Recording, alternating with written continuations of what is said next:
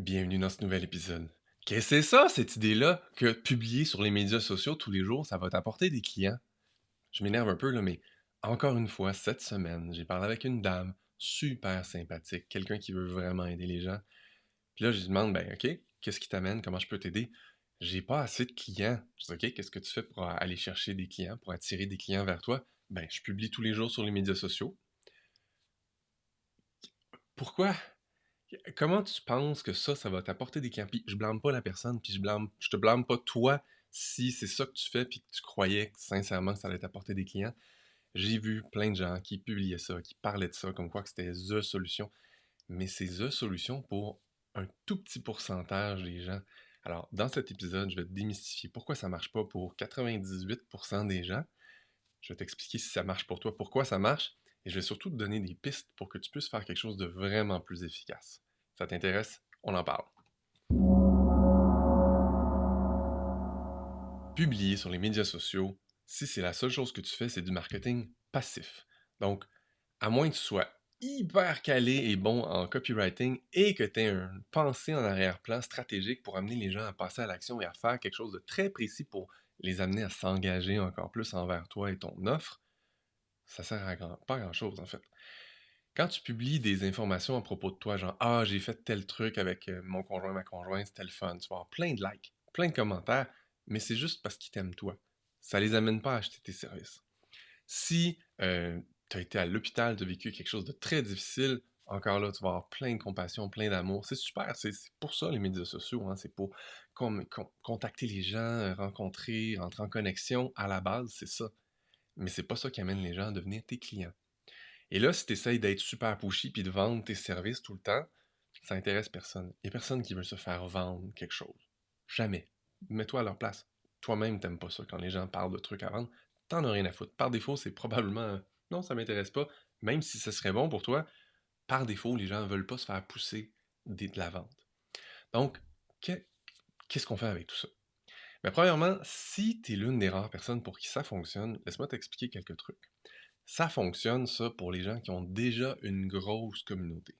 Puis en fait, je vais être fair, ça fonctionne pour attirer des clients publiés sur les médias sociaux, mais ça prend beaucoup de temps. En fait, en moyenne, un client peut prendre 6 mois avant de devenir un client si tu passes juste par de la publication sur les médias sociaux. Donc, si toi, ton objectif, c'est d'avoir des clients ce mois-ci, c'est pas une bonne stratégie pour commencer. Il y a des stratégies beaucoup plus efficaces qui vont te permettre d'aller chercher des clients beaucoup plus rapidement.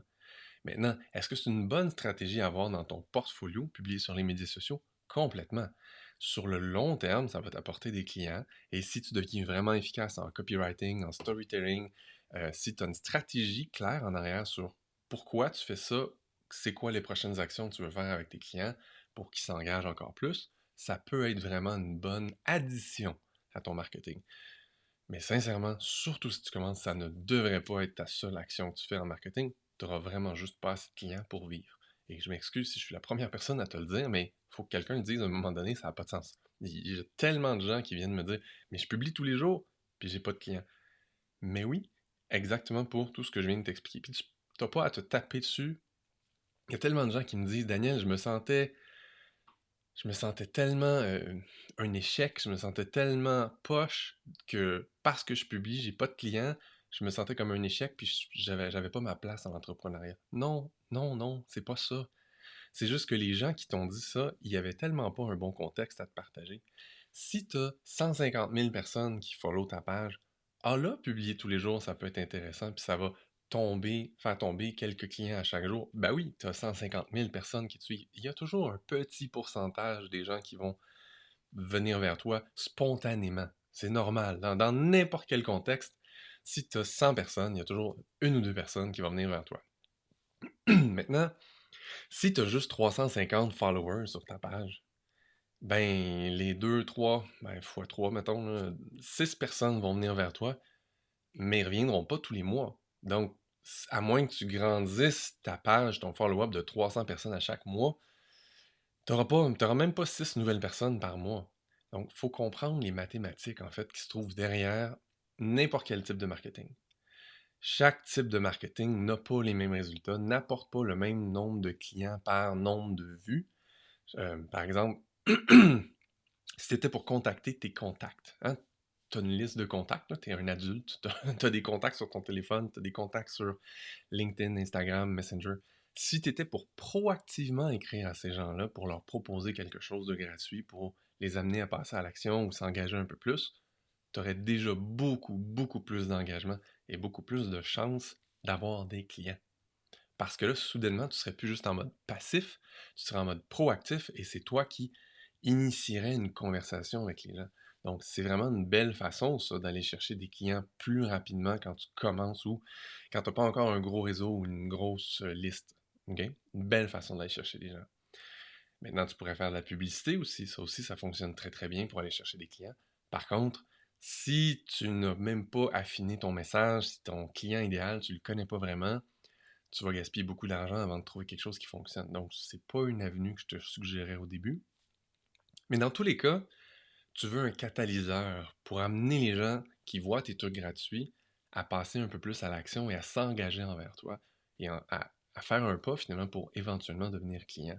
Parce que c'est ce pas-là, en fait, qui va filtrer les gens qui sont juste des visiteurs de gens qui sont des prospects potentiellement plus ou moins engagés avec qui tu vas pouvoir avoir une discussion qui va finir par est-ce que tu as besoin que je t'aide? Oui, non. De la vente. Quel genre d'action tu peux proposer? Ben, proposer un aimant à client. Là, évidemment, tu ne lui dis pas, tiens, je t'offre mon aimant à client. Un aimant à client, c'est quoi? C'est quelque chose que tu offres qui est gratuit, qui est une ressource. Soit un e-book, soit un audio, soit une mini-formation, soit un webinaire préenregistré ou les inviter à un webinaire en réel. Ça aussi, c'est un aimant à client, un webinaire. Hein. L'idée, c'est quoi? C'est je t'offre quelque chose qui va répondre à un de tes besoins, qui va permettre de t'aider à avoir plus confiance en moi, de démontrer mes compétences, mais aussi de filtrer les gens qui sont juste des visiteurs de ceux qui sont prêts à s'engager un peu plus. Et dans ce processus-là, c'est à toi après de faire un suivi auprès de la personne pour t'assurer que, ben, elle t'a montré de l'intérêt. Maintenant, toi aussi, démontre-lui de l'intérêt pour voir, je peux t'aider à aller plus loin? As-tu des questions? Savais-tu que je peux t'aider à? Puis j'ai une offre pour toi, ça te parle-tu? Oui, non, puis on s'en parle. Quand tu soudainement passes en mode proactif dans ton marketing, tu vas avoir beaucoup, beaucoup plus de clients qui vont venir vers toi. Publier en arrière-plan, c'est super bon. Ça t'aide à gagner des brownie points de sympathie.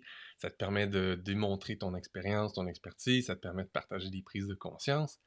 Mais souviens-toi, publier sur les médias sociaux, à moins que tu aies un gros, gros follow-up, c'est pas vraiment une bonne façon. Maintenant, il y a des exceptions à ça. Une des exceptions que j'ai vues souvent, c'est des gens qui ont déjà un bouche à oreille excellent parce que ça fait des années qu'ils sont en affaires, donc ils ont tellement eu de clients que, en fait, leur publication sur les médias sociaux, c'est juste un rappel aux gens que tu existes et ils ont tellement un gros bassin comme ça de gens qui parlent d'eux que leurs publications se font partager d'une personne à l'autre et ça fait juste être un petit activateur pour que la personne qui s'est déjà fait référer en arrière-plan fasse ah oui, ça me parle ça, je vais contacter la personne. Donc, si tu commences à publier régulièrement sur les médias sociaux, ce n'est pas une bonne stratégie, ça va être beaucoup trop lent pour toi. Si tu as déjà une grosse liste, par contre, ça peut être intéressant.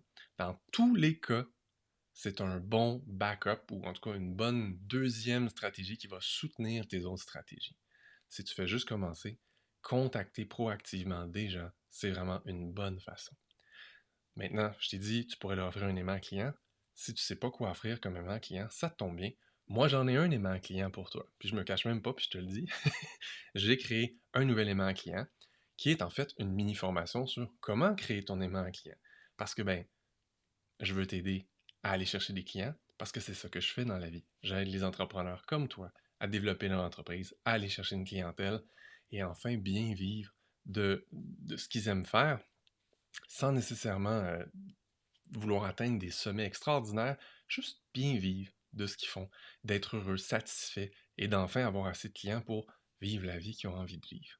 Alors, en dessous de la vidéo, il va y avoir un lien pour t'inscrire. Pour l'instant, elle est gratuite, cette formation-là. Je vais l'offrir bientôt à vendre, mais pour l'instant, elle est gratuite. Pourquoi? Parce que je veux aller chercher des témoignages. Donc, à la fin, la seule chose que je te demande, c'est peux-tu me partager ton témoignage sur ce que cette formation-là t'a aidé à atteindre? Et c'est tout ce que je te demande en échange. Et ça, c'est un exemple d'aimant client efficace. Donc, je t'aide à résoudre un problème. Puis là, en ce moment, je vais juste te demander un témoignage. Et si jamais tu réalises que, wow, ça me parle ce que tu fais, la façon dont tu enseignes, ben, je vais te proposer éventuellement, si tu veux, que je t'accompagne d'une façon ou d'une autre. Et c'est exactement ça que je te suggère.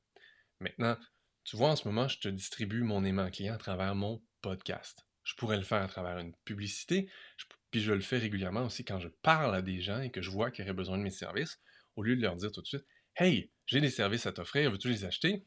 Je leur dis, hey, je vois que tu n'as pas assez de clients. Savais-tu qu'une bonne stratégie, ce serait d'avoir un aimant client? Ah oui, oui.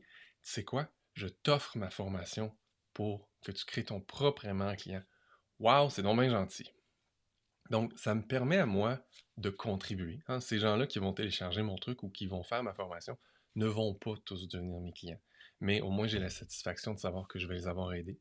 Et ceux qui vont devenir mes clients, ben, je sais qu'ils vont partir d'une bonne base parce qu'ils vont avoir déjà un bon outil entre les mains que je leur ai transmis à travers cette formation-là. Pour résumer, oui, publier sur les médias sociaux, mais si tu commences, il ne faut pas que ce soit ta seule stratégie. Et dans tous les cas, inscris-toi pour vivre ma formation pour créer ton propre aimant client.